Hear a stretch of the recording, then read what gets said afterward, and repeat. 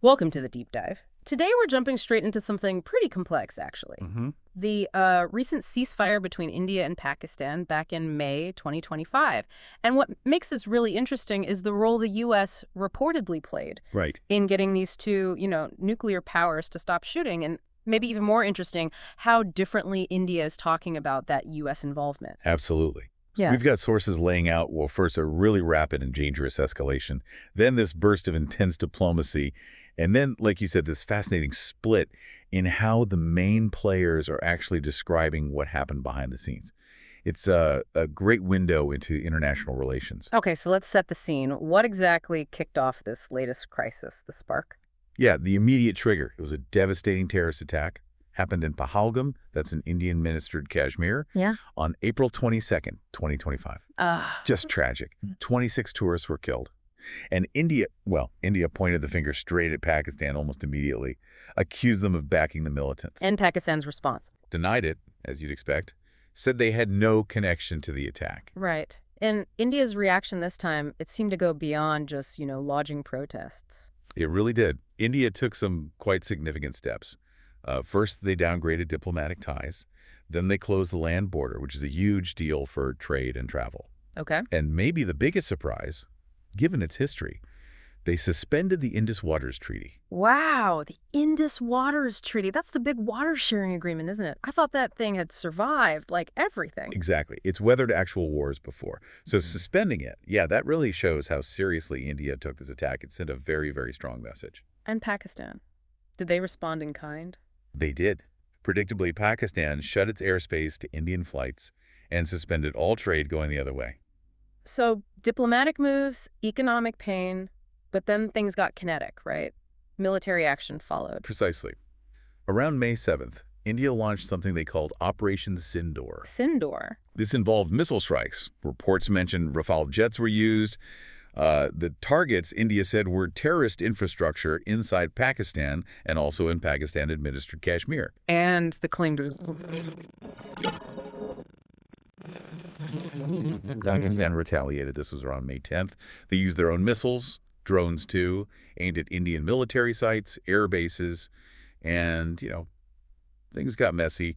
Both sides accused the other of hitting civilian areas as well. Yeah, it sounds like it was spinning out of control really fast. With things escalating like that, you'd expect international players to get involved.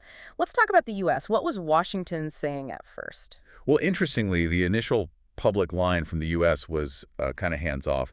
On May 9th, Vice President Vance actually said the conflict was, quote, fundamentally none of our business. Really? That seems blunt, given the stakes. It does. But maybe that was the initial thought. Clearly, though, the speed of the escalation forced a rethink pretty quickly inside the administration. So what changed? How did the U.S. go from not our business to apparently brokering a deal? Sources point to just a whirlwind of diplomatic activity. Secretary of State Rubio was heavily involved between May 6th and 8th, talking to PM Sharif in Pakistan, Foreign Minister Jay Shankar in India. They're national security advisors, too. Right. Then on May 9th, the same day, Vance made that comment. Rubio and Vance talked to President Trump, and that led to Vance getting on the phone with Prime Minister Modi. Okay, so the wheels were turning. Very much so.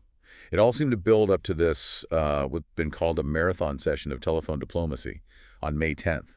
Rubio is apparently even pushing for direct talks between the military operations chiefs, the DGMOs on both sides, and Pakistan's army chief. And this big push, these calls, that's what led to the ceasefire. Seems like it.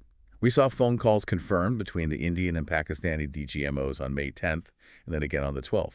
And right after that first round, President Trump announced the ceasefire on social media. Okay, here's where it gets really juicy, right? The different stories about how it happened. What's the American version? How did they frame it? Well, the U.S. narrative, especially coming from President Trump, was pretty bold. He claimed U.S.-led talks had brokered a full and immediate ceasefire. Full stop. U.S.-led, okay. Yeah. And Secretary Rubio announced there was even an agreement for broader talks later at a neutral location. President Trump also kind of hinted, or maybe more than hinted, that he used trade incentives and maybe threats as leverage, to get both sides on board. Leverage, right. And the State Department put out statements welcoming the ceasefire, praising both Modi and Sharif for their leadership. You could argue Trump's framing was partly, about showcasing his administration's foreign policy wins. Sounds very clear-cut from Washington's perspective. But India's telling a very different story, aren't they? Why do you think they pushed back so hard on the U.S. role, emphasizing the bilateral angle? Is it about projecting strength, maybe? That's a really good question. And yes, India's line has been completely different. They've consistently stressed this was purely bilateral, achieved through direct DGMO to DGMO talks, period. So a flat denial of U.S. mediation. Pretty much. Yeah. They've actively rejected the U.S. mediation claims, specifically denied Trump's point about trade leverage. An Indian foreign ministry official actually told the New York Times quite directly, the issue of trade did not come up at any of these discussions. Wow, okay. And Prime Minister Modi, when he first spoke after the ceasefire was announced, he didn't mention the U.S. role at all. Instead, he framed it as Pakistan initiating the ceasefire request and seeking global help. That's a subtle but important framing. Mm-hmm. India's foreign secretary announced the ceasefire. Again, no mention of U.S. mediation. And they even denied agreeing to any future talks at a neutral venue. So yeah, this really strong pushback. It probably does tie into wanting to project strength, autonomy, especially on an issue as sensitive as Kashmir. Accepting outside help might look weak domestically. That makes sense. Okay, so what about Pakistan? Where did they land in all this? Well, Pakistan's Prime Minister, Sharif, he publicly thanked President Trump, said Trump played a pivotal and paramount role. So quite the opposite of India's stance. Right. They did mention other countries' help too. The UK, Turkey, Saudi Arabia were named. But the focus was definitely on thanking the U.S. For Pakistan, the ceasefire was clearly seen as a positive step, and they seemed happy to acknowledge the U.S. help. So you've got the U.S. and Pakistan broadly aligned on the narrative, and India standing apart, insisting it was all bilateral. Okay, so the ceasefire is announced May 10th. Did things immediately calm down on the ground? Was it a smooth transition? Not exactly, not right away. On May 10th itself, India's Foreign Secretary Misitri came out saying there had been Pakistani violations already, and that India had responded adequately and appropriately. Oh, okay. Not a great start. No. And predictably, Pakistan fired back with similar accusations against India. There were also reports filtering out from local sources, people like Omar Abdullah on social media talking about explosions heard in Srinagar and Jammu, drone attacks, projectiles, that sort of thing. Were there any, specific incidents reported in the media? Yeah, there were some specific claims. Reports mentioned Indian missile strikes hitting Pakistani air bases, including Nurkan near Islamabad, which is a pretty key base. Right. And Pakistan allegedly hit back, attacking something like 26 locations inside India. Both sides said they intercepted most incoming stuff, but they did acknowledge some damage occurred. So, a shaky start. But it sounds like despite those initial wobbles, the ceasefire did eventually take hold. It did, thankfully. By May 12th, so a couple of days later, reports were saying the ceasefire was holding for a second day. You started to see signs of normalcy return, schools reopening, airports getting back to normal schedules. The Indian Army was quoted saying it had been a calm night. That's good. And then later, maybe a week or so after, around May 18th, we saw the British Foreign Minister mentioning that the UK and the US were working together to make sure the ceasefire was durable, which suggests it was still holding then. Okay. Now, stepping back a bit, this isn't the first time the U.S. has gotten involved or tried to get involved in this conflict, is it? There's history here. Oh, absolutely. A long history, though the way the U.S. engages has really changed over the decades. Yeah. Way back after the First War, 1947-49, U.S. involvement was mostly through the UN. Right. Then in the 65 war, both the U.S. and the Soviets played roles. The 71 war, that's when you had the famous U.S. tilt towards Pakistan, which was controversial. And then maybe the most direct intervention before now was during the Kargil conflict in 1999. President Clinton put direct pressure on Pakistan to pull back its forces. More recently, it's often been more about encouraging dialogue, like leading up to the 2003 ceasefire.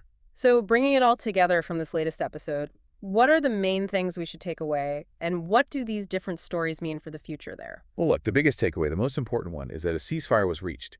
You had two nuclear powers stepping back from the brink, and that's huge, given their history. But, and it's a big but, India's very strong, very public denial of the U.S. role, and their insistence on purely bilateral talks, that poses real challenges for long-term stability. It shows how deep the mistrust still is. Yeah. Plus, you still have trade-suspended visa issues. Those things haven't gone away. They signal the underlying tensions are definitely still there. And it really hammers home how sensitive India is about anyone else getting involved, especially when it comes to Kashmir. That's absolutely crucial. India's position for decades, often pointing back to the Simla Agreement, is that Kashmir is strictly bilateral between them and Pakistan. No third parties. Right. So any future mediation efforts, whether it's the U.S. or anyone else, they're going to have to tread incredibly carefully around that Indian position. It's a fundamental part of their policy. Okay, so just to wrap it up, the U.S., it seems, likely played a pretty key part in getting this immediate ceasefire done. But India is pushing back hard, saying, nope, this was us and Pakistan directly. And that difference, that contrast in stories, it tells you so much about the complex dynamics, the history, the sensitivities that are always bubbling under the surface in this conflict. Hopefully you, listening, now have a clearer picture of the events, these clashing viewpoints, and just how fragile the situation remains. These different takes on the U.S. role are really a fascinating case study in diplomacy and, well, spin. Absolutely. It really makes you wonder about the path forward, doesn't it? It does, and that brings us to a final thought for you to chew on. Given India's really firm line on keeping things bilateral, what does that realistically mean for any future third-party attempts to help out, especially when things get dangerous, when the nuclear aspect looms large? Can you actually get to lasting peace without finding some way to bridge these fundamentally different perspectives, not just on process, but on the core issues driving the conflict? Something to think about. We'll see you next time on The Deep Dive.